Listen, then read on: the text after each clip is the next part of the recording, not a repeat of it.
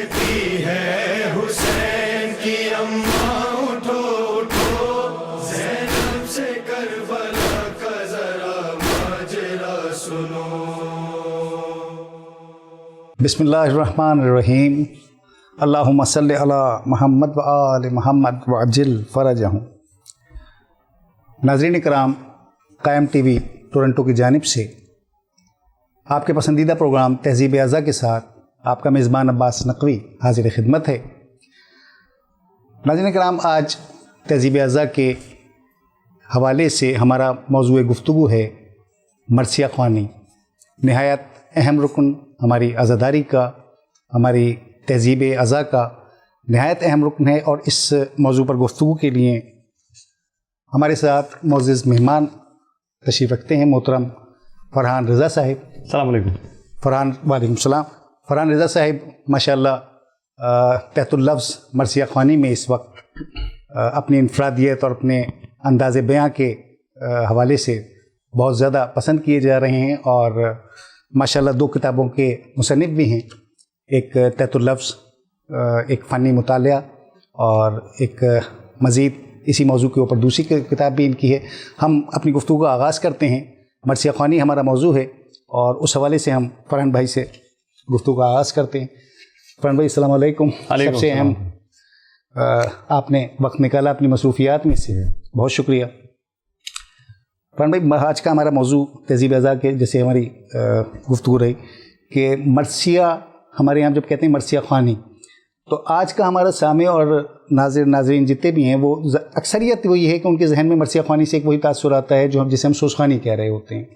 تو میں آپ سے چاہوں گا کہ مرثیہ خوانی میں سوزخوانی اور تحت اللفظ خوانی، ان دونوں کا علیحدہ علیحدہ تھوڑا سا ذرا سا آپ بیان فرمائیے کچھ۔ بہت شکریہ عباس صاحب، میں بہت شکر گزار ہوں قائم ٹی وی کا اور آپ کا کہ آپ نے موقع دیا کہ کچھ اظہار خیال، کچھ باتیں اپنی طالب علمانہ استعداد کے ساتھ اپنے سامعین تک، اپنے دیکھنے والوں تک پہنچائی جا سکیں۔ اور چونکہ آپ کا پروگرام شاید اس کا عنوان تہذیب اعضاء ہے۔ تہذیب اعضاء، بالکل۔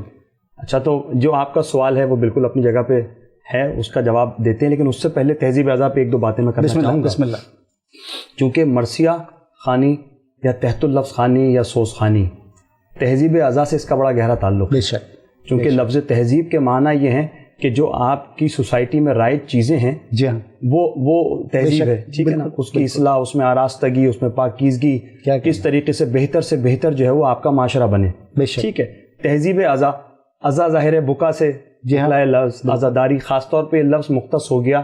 ویسے تو سوگواری کو کہا جاتا ہے اعضاء، آپ سوگ میں ہیں، اور جب آپ اعضاء کا ذکر کرتے ہیں یا عزاداری کا تو وہ مختص ہو گیا ذکر سید الشہداء علیہ السلام کے ذکر سے۔ تو تہذیب اعضاء یعنی ہمارے معاشرے میں یا ہماری زندگی میں عزاداری کی جو چیزیں رائج ہیں، ٹھیک ہے نا، جو رسومات رائج ہیں یا جو خیالات، جو جس طریقے سے ہم اس کو آراستہ کرتے ہیں، پاکیزہ کر کے منعقد کرتے ہیں، وہ تمام چیزیں جمع ہو گئیں تہذیب اعضاء میں۔ تہذیب اعضاء، بے شک۔ اچھا عباس بھائی، اب اگر آپ دیکھیں کہ جو عمر آپ نے گزاری ماشاءاللہ اور آگے گزاریں گے، اور جو میں نے گزاری، عزاداری کہیں پر بھی ہوتی ہے، مجلس اگر منعقد ہوتی ہے تو اس میں کیا ہوتا ہے؟ اس میں حدیث قصہ ہوتی ہے، ٹھیک ہے، اس میں سوز خوانی ہوتی ہے، اس میں سلام خوانی ہوتی ہے، اس میں ذاکری ہوتی ہے، ذاکری یا تقریر یا تحت اللفظ مرثیہ ہوتا ہے، اس کے بعد نوحہ ہوتا ہے، ٹھیک ہے۔ تو یہ 5 کمپوننٹس یا اجزاء آپ کہہ لیجئے کہ عزاداری کے ہو گئے۔ اب یہ جو 5 اجزاء ہیں، اس میں سے حدیث قصہ ہٹا کے اگر آپ دیکھیں تو 3 جو چیزیں ہیں وہ شعر و ادب سے تعلق رکھتی ہیں، بالکل، جس میں سوز خوانی ہو گئی، سلام خوانی ہو گئی، اور آخر میں نوحہ۔ اور اگر آپ تحت اللفظ خوانی کرتے ہیں، مرثیہ پڑھتے ہیں، تو یہ پوری مجلس مکمل شعر و ادب پہ مبنی ہو گئی، ٹھیک ہے نا۔ اس میں مرثیہ، نوحہ، سلام، بالکل سوز، یہ سب پڑھا جائے گا۔ تو اب براہ راست تہذیب اعضاء کا تعلق ظاہر ہے وہ شعر و ادب اور مرثیہ سے ہو گیا، بالکل، ٹھیک ہے۔ اب اس میں اگر آپ دیکھیں کہ تحت اللفظ خوانی اور سوز خوانی، اس کے بغیر سوز خوانی کو تو خاص طور پہ جو ہے وہ عزاداری کی اذان کہا جاتا ہے، کہیں سے آواز آ رہی ہوتی ہے تو آپ سمجھ جاتے ہیں مجلس شروع ہو چکی، وہ خاص لہن، وہ خاص اشعار یا وہ خاص کلام یا وہ طریقہ جب آپ کے کانوں میں، آپ کے سماعتوں میں پہنچتا ہے تو آپ سمجھ جاتے ہیں یہ مجلس ہو رہی ہے، بالکل، ٹھیک ہے۔ اچھا، اب سوز خوانی، سلام خوانی کو بھی سمجھنے کے لیے یا مرثیہ خوانی کو سمجھنے کے لیے پہلے مرثیہ سمجھنا چاہیے، ٹھیک، کہ مرثیہ کیا ہوتا ہے، ٹھیک ہے نا۔ مرثیہ لفظ رثا سے مشتق ہے، اور جس کے معنی یہ ہیں کہ کوئی شخص جو کہ اس دنیا سے گزر جائے اس کے محاسن، اس کے فضائل، اس کے مصائب بیان کیے جائیں، خاص طور پہ اس کے مصائب بیان کیے جائیں، تو یہ مرثیہ میرے ساتھ جس میں رونے رلانے کا سبب ہو، اسباب ہو، بے شک یہ شخصی مرثیے بھی ہوتے ہیں. لیکن جب آپ کہتے ہیں مرثیہ تو وہ بھی حرف عام میں یہ سمجھا جاتا ہے کہ یہ ذکر سید الشہداء علیہ السلام یا ذکر کرب و بلا ہے. ذکر کربلا کو آپ سمجھتے ہیں کہ یہ مرثیہ ہے. اچھا، اب یہ مرثیہ جو آج ہمارے سامنے موجود ہے یہ تو بہت زیادہ عزاداری سے جڑا ہوا ہے. عزاداری، کسی زمانے میں عزاداری کا نام ہی مرثیہ ہوتا تھا. ٹھیک ہے، تھوڑا سا میں 1-2 منٹ لوں گا اپنے سننے والوں کے لیے کہ دیکھیے یہ مرثیہ عین فطری جو ہے نا وہ عمل ہے. کیسے؟ عربوں میں ظاہر ہے یہ جو واقعہ کرب و بلا کا ہوا ہے یہ عرب میں ہوا ہے. عرب کا سماج کیا تھا؟ زمانہ جاہلیت میں بڑے بڑے شعراء گزرے. جو ہے وہ 7 قصیدے تو مشہور ہیں جو خانہ کعبہ پہ آویزاں تھے. ٹھیک ہے نا، تو وہ شعر و ادب کا زمانہ تھا، قبائلی نظام تھا. ہر شخص اپنے قبیلے کے گن گاتا تھا، اپنے سردار کے گن گاتا تھا. ٹھیک ہے، اپنے اکابرین کے گن گاتا تھا. قصیدے، زبان دانی کے بڑے بڑے مظاہرے نمونے ہوتے تھے. اسی زمانے میں جب کوئی ایسا واقعہ درپیش ہوتا تھا جس سے دل گداز ہو، انسان رنجیدہ ہو، کوئی عزیز، کوئی دوست، کوئی خاندان کا جو رکن ہے وہ اس دنیا سے گزر جائے تو اس کے لیے مرثیہ کہا جاتا تھا. ٹھیک، اور اس کا ذکر کتابوں میں ملتا ہے. اس زمانے میں بڑے بڑے علامری جو کہ بابا آدم کہلایا جاتا ہے عربی کا، اس نے اپنے بھائی کا مرثیہ لکھا. ٹھیک ہے، اسی طریقے سے بہت ہی مشہور واقعہ شبلی نعمانی صاحب نے موازنہ انیس و دبیر میں لکھا کہ دوسرے خلیفہ نے اپنے بھائی کے انتقال پر معتمم بن نویرہ سے کہا کہ تم بہت اچھا مرثیہ لکھتے ہو، تم نے ایک مرثیہ اپنے بھائی کے لیے لکھا تھا، تو میرے بھائی کے لیے مرثیہ کیوں نہیں لکھتے، تو لکھو. اس نے مرثیہ لکھا. جب انہوں نے پڑھا تو انہوں نے کہا کہ اس میں وہ بات نہیں ہے جو تم نے اپنے بھائی کے لیے کہی تھی. کہنے لگا وہ بھائی میرا تھا، بے شک یہ آپ کا بھائی ہے. کیا بات. اور وہ تعمر اس بات کا ان کو تعصف رہا کہ کاش میں شعر و ادب جانتا ہوتا تو میں اپنے بھائی کا مرثیہ لکھ لیتا، خود کہتا. پھر یہ بھی کتابوں میں ملتا ہے عباس بھائی کہ ہمارے ائمہ طاہرین علیہ السلام ان کی یہ روش رہی ہے کہ وہ ہمیشہ اس بات کو ترجیح دیتے تھے، اس کی ترویج کرتے تھے کہ میرے جد کا مرثیہ پڑھو. چوتھے امام سے روایت ہے، ٹھیک ہے نا، چھٹے امام سے روایت ہے. مختلف ہمارے ائمہ طاہرین کی زندگی میں، حیات میں یہ ملتا ہے کہ وہ شاعر کو اتنی اہمیت دیتے تھے کہ تو میرے جد کا مرثیہ پڑھ. بالکل. پھر اگر آپ اس پہلو سے دیکھیں کہ مرثیہ، یہ مرثیے ظاہر ہے وہ زمانہ اتنے ظلم و جبر کا تھا کہ جس نے جو ہے وہ رسول کے نواسے پہ یہ ظلم کیا، تو وہ کسی شاعر کو کیوں چھوڑے گا؟ کیسے؟ بالکل، کہ جو اس کے نواسے، اپنے نبی کے نواسے کے گن گا رہا ہو، ان کے مصائب یا ان کے فضائل پڑھ رہا ہو. جی ہاں. اس کے باوجود اس زمانے میں بھی امام حسین کے اشعار، جب انہوں نے حضرت عباس کی شہادت پہ وہ اشعار کہے، جناب صغرا نے جو اشعار وہاں کہے، حضرت ام البنین نے اس واقعے کے بعد ایسے ایسے مرثیے پڑھے کہ لوگ سننے کے لیے جمع ہو جاتے تھے باہر. اتنا گریا کرتی تھی وہ. حضرت ام کلثوم کے مرثیے بہت مشہور ہیں کہ باقاعدہ شاعرہ کے طور پر انہوں نے کلام کہا تھا. زینب سلام اللہ علیہا کے مرثیے ملتے ہیں. اس کے بعد پھر یہ شعراء کرام، کیونکہ دیکھیے وہ زمانہ ایسا تھا کہ اس وقت یہ عربی جو پورا ایک بیک گراؤنڈ ہم نے پس منظر دیکھا، ٹھیک ہے نا، کہ یہ ائمہ طاہرین نے اپنے مرثیے کہے اپنے اعزاء کے، اپنے اقربا کے. اس کے بعد ان شعراء نے جو دوستدار تھے ان کے، بالکل انہوں نے ان کے مرثیے کہے. ٹھیک ہے. پھر خاص طور پہ اگر آپ دیکھیں تو کمیت اسدی ہو گئے، ٹھیک ہے نا، فرزدق ہو گئے، بہت سے ایسے شعراء تھے کہ جنہوں نے یہ قصیدے بھی لکھے اور مرثیے بھی لکھے. تو اس زمانے میں تو یہ تہذیب ازا تھی ہی مرثیہ. بالکل ٹھیک ہے. اس کے بعد پھر جب یہ باقاعدہ رسوم کے طور پہ، رواج کے طور پہ پھیلنا شروع ہوئی پوری دنیا میں، تب اس میں اضافتیں ہونا شروع ہوئیں. ٹھیک ہے نا، کہ اس میں حدیث قصہ بھی ہو، کہیں پہ دعائے کمیل بھی ہو، کہیں پہ اس کے بعد ہو، کہیں قرآن خوانی ہوتی ہے. ٹھیک ہے. اس کے بعد تقریر جس میں فضائل و مصائب پڑھے جاتے ہیں، آیا وہ شعر کی صورت میں ہو، آیا وہ نثر کی صورت میں ہو. ٹھیک ہے نا. تو سوال آپ کا بہت سادہ تھا، میں نے تھوڑا زیادہ لمبی بات کر دی، لیکن تہذیب ازا دراصل جڑی ہوئی ہے رسائی ادب سے، مرثیے سے. بالکل ایسا. اب اگر آپ اس تناظر میں دیکھیں تو ایک تو ہو گئی تقریر، اب ہو گیا مرثیہ. کوئی اگر مرثیہ تحت اللفظ پڑھ رہا ہے، آیا یا تو وہ شاعر ہوگا جس کا اپنا کلام ہوگا، ایک سے ایک شعرا گزرے، ٹھیک ہے نا، بالکل. پھر ایک سے ایک پڑھنے والے گزرے، ایسے پڑھنے والے گزرے کہ جو شاعر جتنی محنت اپنا کلام لکھنے پر کرتا ہے وہ اتنی محنت پڑھنے پر کرتے ہیں. ایک ایک لفظ کے معنی اس کے دل میں گھس کے اس کو اپنے دل میں بسا کے اپنی زبان سے ادا کرتے تھے. صرف اداکاری، صداکاری اور ریاکاری نہیں کرتے تھے، بلکہ مرثیہ پڑھتے تھے. بے شک. میں نے بزرگوں کو دیکھا ہے کہ باقاعدہ ڈپٹ دیتے تھے کہ بھائی مرثیہ سناؤ نہیں پڑھو. اس کا مطلب ہے کہ سنانا پڑھنے میں بڑا واضح فرق ہے. تحت اللفظ خوانی کی جو اگر آپ دیکھیں تو یہ باقاعدہ ایک فن کی صورت اختیار کر گیا، اور اس کے لیے دوبارہ ہمیں کچھ ماضی کے دریچوں کو وا کرنا ہوگا. اس کے بغیر ہم نہیں سمجھ سکتے کہ یہ مرثیہ کیسے، کیونکہ عربی مرثیہ، پھر فارسی مرثیہ، پھر اس کے بعد جب یہ ریاستیں تھیں، گولکنڈہ اور بیجاپور کی ریاست، ٹھیک ہے نا، ان تمام ریاستوں میں جہاں شیعہ اثر و رسوخ بہت زیادہ تھا. والی اس وقت کے جو تھے جی وہ والی ریاست وہ ظاہر شیعہ تھے. ان علاقوں میں شعر و ادب نے بہت زیادہ ترویج پائی, اور خاص طور پہ رسائی ادب نے, جس میں نوحہ ہو گیا, جس میں قصیدہ ہو گیا, جس میں مرثیہ ہو گیا, اس نے بہت زیادہ رواج پایا. بالکل. جب مرثیہ لکھا جائے گا تو مرثیہ پڑھا جائے گا, بے شک. آیا وہ ترنم میں پڑھا جائے گا لحن میں, یا وہ تحت اللفظ میں پڑھا جائے گا. ٹھیک ہے. لحن میں جو پڑھا جاتا ہے وہ سوزخانی سے منسوب ہو گیا یا نوحہ خوانی سے منسوب ہو گیا, اور جس کو لفظ ب لفظ پڑھا جانا کہتے ہیں یا تحت اللفظ کہتے ہیں, وہ تحت اللفظ خوانی وہ ایک الگ اختیار کر گیا, وہ اس زمرے میں آ گیا. کیسے ان کو ڈفرینشیٹ کریں آج اگر سوچے کوئی, کیونکہ مرثیہ خوانی بالعموم ایک لفظ استعمال کیا تھا مرثیہ خوانی, بالکل, تو وہ مرثیہ خوانی سوزخانی کے لیے بھی وہی استعمال کیا جا رہا ہے اور تحت اللفظ خوانی کے لیے بھی استعمال. تو میں عموماً اپنے دوستوں سے یہ اس بات کا اصرار کرتا ہوں کہ آپ تحت اللفظ خوانی کہیے. وجہ یہ ہے کہ ہمارے بہت ایک مشہور شاعر ہیں, ان کے ساتھ یہ واقعہ پیش آ چکا ہے کہ ان سے کہا گیا کہ جی آپ سنائیں بہت اچھا مرثیہ پڑھتے ہیں اور آپ ہمارے گھر آ کے مرثیہ پیش کیجیے گا, اور بہت اصرار کر کے ان سے وعدہ لیا. جب وہ مجلس پڑھنے گئے تو ان کے آگے تکیہ رکھ دیے کہ آپ مرثیہ پڑھیے, ذاکر آ رہے ہیں وہ تقریر کریں گے. تو اللہ اکبر. سوزخانی کا مطلب یہ ہے کہ وہ سوزخانی کا وہ پیکج جو کہ ذاکری یا تحت اللفظ خوانی یا تقریر سے پہلے ہوگا, اور تحت اللفظ خوانی کا مطلب یہ کہ بحیثیت ذاکر کوئی شخص آیا وہ مرثیہ کو شاعر ہو چاہے وہ تحت اللفظ خواں ہو, وہ اس مرثیہ کو پڑھے گا. ٹھیک. فرحان بھائی, یہاں ہمارے ایک چھوٹے سے بریک کا وقت ہو گیا ہے, ہم اپنے بریک سے واپس آئیں گے. انشاءاللہ بریک ابھی تو بات شروع بھی نہیں ہوئی, کب گزر جاتا ہے وقت اس کا اندازہ ہی نہیں ہوتا. کار خیر. بالکل. ناظرین کرام, ایک چھوٹے سے بریک کا وقت ہوا ہے, اس کے بعد یہیں سے انشاءاللہ بات کا آغاز کریں گے.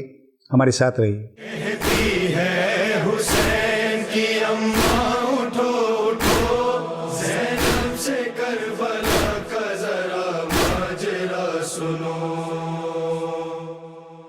کہتی ہے حسین کی اماں اٹھو اٹھو, زینب سے کربلا کا ذرا ماجرا سنو. ناظرین کرام, ہم ایک چھوٹے سے بریک کے بعد واپس آ چکے ہیں. ہمارے گفتگو جناب فرحان رضا صاحب سے ہو رہی ہے.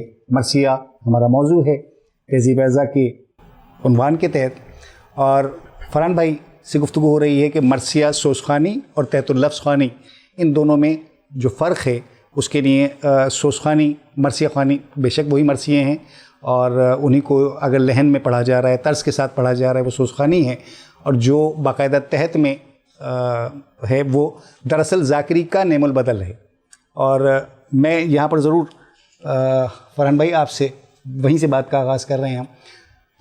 ہم جو بات کر رہے ہیں کہ تحت اللفظ خوانی, کیا وجہ ہے کہ سوزخانی اگر ہم دیکھتے ہیں تو سوزخانی بھی ہمارے ہاں جو لوگوں کا وہ شوق نہیں رہا, وہ ذوق و شوق نہیں رہا. سوزخان آتا ہے, شروع کرتا ہے سوزخانی, تو اس وقت لوگوں کی بہت کم تعداد ہوتی ہے, اور اس کے بعد وہ تھوڑی یعنی ذاکر کے بنیادی طور پہ ہمارے مجلس کا جو لوگوں کا تصور ہے وہ ذاکر ہے. اچھا, اب یہی مرثیہ جب تحت اللفظ خوانی میں آتا ہے تو وہاں بھی ہمیں دکھا کہ ایک جو ہے بالکل مطلب درمیان میں ایک پورا عرصہ ایسا گزرا ہے کہ جب تحت اللفظ خوانی کی جو بہت کم گنتی کی مجالس ہوتی تھیں. اس میں آپ کیا وجہ سمجھتے ہیں کہ یہ اس طرف کیوں یہ فرق آیا؟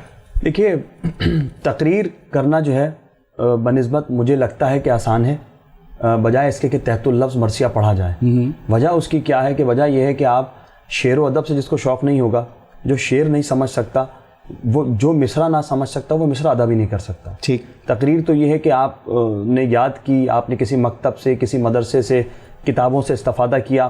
آج کل تو یوٹیوب کے ذاکرین بہت زیادہ ہیں, بہت مواد موجود ہے, اس میں مثبت کام بھی ہوتا ہے, منفی بھی ہوتا ہے, تمام چیزیں.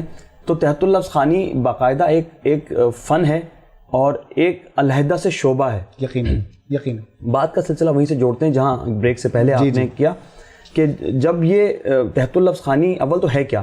تحت اللفظ خوانی کہتے ہیں لفظ کو لفظ کے تحت پڑھنا. ٹھیک ہے, آسان ترین زبان میں. اور تمام لغات میں لکھا ہوا ہے لفظ ب لفظ پڑھنا.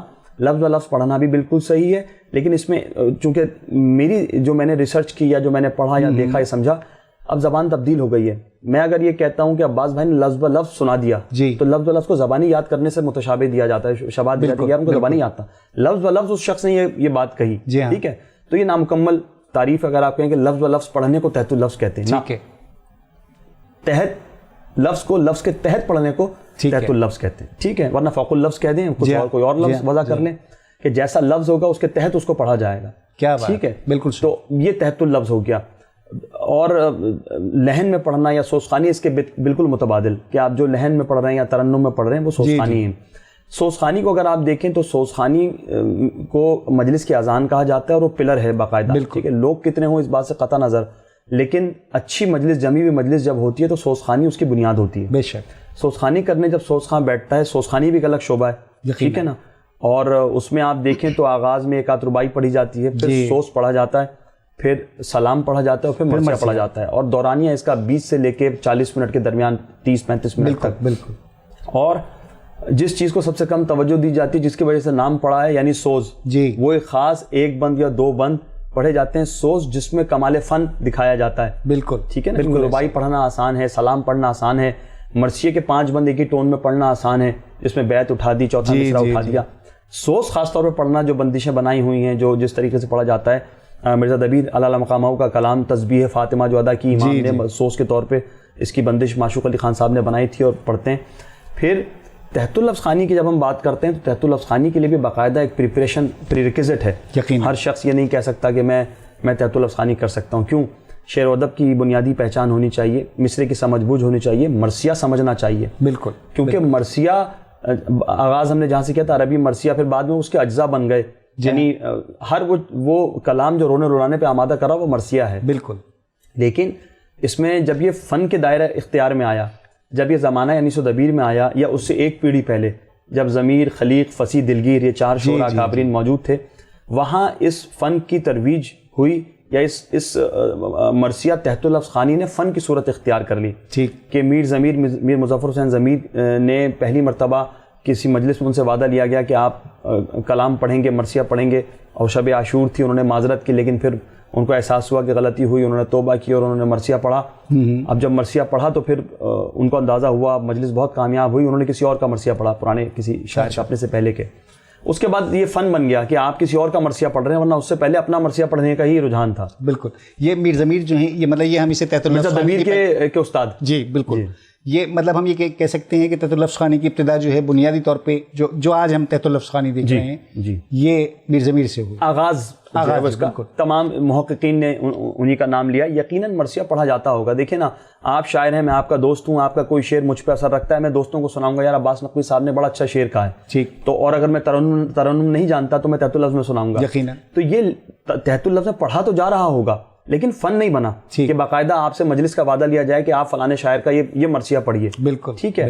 پھر مظفر صاحب جو ہے وہ میر مظفر حسین میر ضمیر خود بہت بڑے شاعر, ظاہر استاد, دبیر کے استاد, اور ایک سے ایک کلام ان کا موجود ہے. تو جب اس کے بعد کی پیڑھی آئی انیس و دبیر, زمانہ انیس و دبیر, اس کو میں دور زرعی کہتا ہوں, چاہے وہ مرثیہ گوئی کا کے لیے ہو, چاہے وہ مرثیہ تحت اللفظ خوانی کے لیے ہو. بالکل.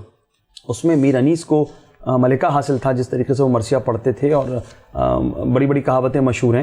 لیکن چونکہ دیکھیے شعر و ادب بنیادی طور پہ وہ اپنے دادا کی مثنوی سحر البیان میر حسن کی وہ پڑھتے تھے, بلند خوانی ہوتی تھی. آج بھی ہمارے بچے, میرے آپ کے بچے اسکول میں بلند خوانی کرتے ہیں, ٹھیک ہے نا. تو یہ بلند خوانی کیا کرتے تھے, مشق تھی, اور اپنے بزرگوں کا کلام ظاہر 5ویں پشت ہے شبیر کی مداحی میں. کیا بات. تو میر انیس نے جہاں مرثیہ گوئی کو عروج بخشا, وہیں مرثیہ تحت اللفظ خوانی میں بھی میر انیس کا بہت بڑا کردار ہے. یقیناً. مرزا دبیر نے خاص طور پہ اس بات پہ توجہ دی کہ عقیدہ قائم رہے, یعنی شعریت میں بھی, اور خاص طور پر ائمہ طاہرین کے مرثیے, کہ انہوں نے تمام 14 معصومین کے مرثیے لکھے, کربلا سے ہٹ کے دوسرے اشخاص کے مرثیے لکھے, ٹھیک ہے نا. یہ اس سے پہلے نہیں تھا. پھر اسی زمانے میں اب اس بات پہ بحث ہوتی ہے, کوئی کہتا ہے کہ میر مظفر حسین ضمیر صاحب نے اپنے پہلے مرثیے میں اجزاء کمپوننٹ نظم کیے, کچھ کہتے ہیں مرزا دبیر نے نظم کیے. جب قرب ہوگا آمد روز نشور کا صاحب الاثر کے حال کا مرثیہ ہے, اس میں انہوں نے سراپا لکھا صاحب الاثر کا. جی. تو اب آپ دیکھیں تو یہ مرثیہ جو ہے مختلف اجزاء میں بٹ گیا, کہ جس میں چہرہ, تمید. جی. اسی طریقے سے قصیدے میں تو موجود تھا تشبیب. بالکل. اس کے 4 کمپوننٹس کہے جاتے ہیں, 4 اجزاء کے, تشبیب ہے, مدح ہے, گریز ہے, مدح ہے, دعا ہے. یہ 4 اجزاء تھے قصیدے کے, کیونکہ عربی سے ہی مستعار لیا. بالکل. چاہے قصیدہ ہو چاہے مرثیہ ہو. مرثیے میں بھی پھر اسی طریقے سے تشبیب اگر آپ ہٹا دیں تو وہ چہرہ, تمید, ٹھیک ہے نا, چہرہ, آمد, سراپا, رجز, جنگ, بین, شہادت, دعا, 8 اس میں گھوڑا تلوار جنگ میں آ گیا, اس میں گھوڑے کا ذکر بھی آ گیا, تلوار کا بھی ذکر آ گیا, جنگ, ٹھیک ہے نا. رجز بہت ہی بڑا کمپوننٹ, کہ عرب جب آتے تھے تو وہ رجز پڑھا کرتے تھے. تو اس طریقے سے اب جب یہ اجزاء میں بٹا تو ظاہر ہے آپ کو ان تمام اجزاء کو پڑھنا ہے. ان تمام اجزاء کو پڑھنے کے لیے ایک ہی ٹون، ایک ہی انداز، ایک ہی آواز، ایک ہی اسٹائل آپ اختیار نہیں کر سکتے. بالکل ٹھیک ہے نا. پھر ہمارے دیکھنے والے بہت سمجھدار ہیں، جانتے ہیں کہ مرثیے میں وہ تمام شخصیات جو کہ کربلا کا حصہ تھیں وہ موجود ہیں. بالکل. اور ان سب کے مکالمے ہوئے ہیں، ان سب نے انہوں نے گریہ کیا ہے. تو اب آپ اگر امام حسین مخاطب ہیں بی بی سکینہ سے تو کیا لہجہ ہوگا؟ انسان بیٹی سے کیسے بات کرتا ہے؟ ٹھیک ہے نا. بیٹی باپ سے مخاطب ہے تو کیسے بات کرے گی؟ بہن بھائی سے، بھائی بہن سے، بھائی بھائی سے. بالکل. ٹھیک ہے نا. ماں بیٹے سے، کیونکہ مناظر ہے نا یہ سب سارے کہ حضرت علی اکبر رخصت ہو رہے ہیں تو ان کی ماں کا کیا حال ہے. اون محمد کو تیار کیا جا رہا ہے، کہا جا رہا ہے کہ میرے بھائی پہ جو ہے وہ جان دینی ہے کیا. تو اب بھی تمام مناظر آپ کو نظم کرنے ہیں. اسی نظم کو پھر آپ کو پڑھنا ہے. اب جب یہ تمام مناظر نظم ہو کر آپ کو پڑھنا ہے تو اب یہاں پڑھت کا عمل دخل ہے. بالکل. دیکھیے اگر کوئی ڈرامہ اسٹیج کیا جائے، پلے کیا جائے اور اس میں 10 کردار ہوں جس میں باپ، بھائی، بیٹا، بہن سب موجود ہوں، ہر شخص آئے گا اپنا کردار پلے کرے گا اور اسٹیج سے اتر جائے گا. تحت اللفظ خوانی ایک ایسا معیار ہے کہ یہ تمام کردار آپ کو خود ادا کرنے. یقیناً. ان 30، 35، 40 منٹس میں آپ کو وہ تمام کردار خود ادا کرنے. بالکل. اور اس میں بناوٹ بھی نہ ہو، تصنع بھی نہ ہو، اداکاری بھی اتنی زیادہ نہ ہو کہ لوگ کہ اداکاری ہے. کیونکہ دیکھیے آواز، انداز، ادائیگی، تلفظ سب اپنی جگہ. عباس بھائی خلوص نہیں ہے تو کچھ نہیں ہو سکتا. ورنہ یہ تمام اداکار، صداکار جنہوں نے ٹی وی پہ ریکارڈ کروائے ہیں مرثیے، یہ سب کامیاب ہوتے. کوئی کامیاب نہیں ہے. بالکل. ٹھیک ہے نا. یہ میں اس لیے نہیں کہہ رہا ہوں کہ میری فیلڈ کے ہیں تو میں ان کو نیچا دکھاؤں، ہرگز نہیں. کوئی بڑے بڑے نام ہیں ٹھیک ہے نا، انہوں نے مرثیہ پڑھا، صرف اس اپنی شخصیت کے کرزمے سے پڑھنے کی کوشش کی. ٹھیک ہے نا کہ بھائی مشہور اداکار ہیں، لوگ جانتے ہیں، آواز بہت اچھی ہے، بنا سکتے ہیں، بات کرنا بخدا فارس میدان تحور تک کر سکتے ہیں، لیکن وہ کامیاب نہیں ہوئے. وجہ خلوص. بالکل. یہی ہماری آخری بات ہے. ہمارے پروگرام کا وقت ختم ہوتا ہے. ہماری اس پوری گفتگو کے دوران سوز خوانی اور تحت اللفظ مرثیہ خوانی پر فرحان رضا صاحب نے نہایت مدلل اور بڑی علمی گفتگو، بڑے تفصیل کے ساتھ انہوں نے سوز خوانی کے بارے میں بھی بیان کیا اور تحت اللفظ خوانی کے حوالے سے بھی بیان رہا. یہاں ہمارے پروگرام کا وقت ختم ہوتا ہے. اسی کے ساتھ ہی ہمارے مہمان، معزز مہمان فرحان رضا صاحب اور اپنے میزبان عباس نقوی کو اجازت دیجیے. السلام علیکم. شکریہ. اماں یہ بے بسی، یہ قیامت کی بے بسی، اماں ہمارے حال پر ہوتی ہے بے کسی. کہتی ہے حسین کی اماں